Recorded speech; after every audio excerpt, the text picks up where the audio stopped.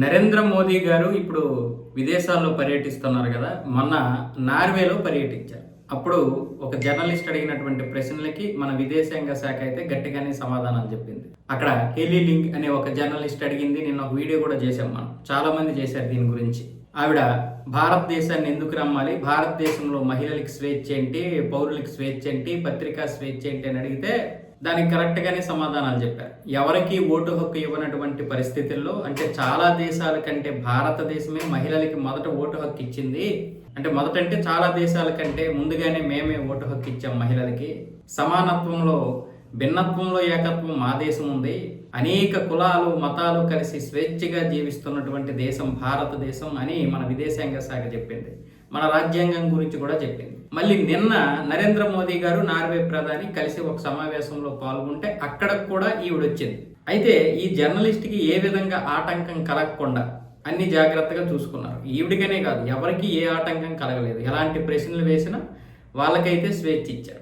ఈ రోజు కూడా మాట్లాడాము. ప్రపంచంలో 6వ వంతు జనాభా, అంటే 16-17% జనాభా ఉన్నటువంటి మన భారతదేశంలో సమస్యల విషయానికి వచ్చేసరికి అన్ని సమస్యలు అయితే లేవు. అంటే ప్రపంచంలో ఉన్నటువంటి జనాభాలో 17% భారతదేశంలోనే ఉంటే ప్రపంచ సమస్యల్లో 17% భారతదేశానికి లేవు అన్న విధంగా గట్టిగా సమాధానం చెప్పాము. అలాగే హేలీ లింగ్ అనే ఆ జర్నలిస్ట్ కూడా చాలా ఫిదా అయిపోయింది.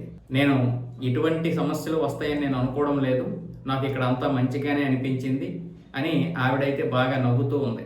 అంటే ఏదో అడిగేస్తుంది, మళ్ళీ ఏదో నరేంద్ర మోదీని ఇబ్బంది పెడుతుంది, మళ్ళీ భారతదేశాన్ని రకరకాల ప్రశ్నలతో ఉక్కిరి బిక్కిరి చేసేస్తుంది అనుకుంటే ఆవిడ నవ్వుతూ, నేను నమ్ముతున్నాను, నాకు మీ సమాధానాలు బాగా నచ్చాయి, మేము అడగాలి కాబట్టి ప్రశ్నలు అడిగాము అన్న విధంగా ఆవిడ సమాధానం చెప్తే ఇప్పుడు ఇక్కడ చాలామంది మొరగాలనుకుంటున్నటువంటి వారందరికీ కూడా మరి మొరగడానికి అవకాశం లేకుండా పోయింది.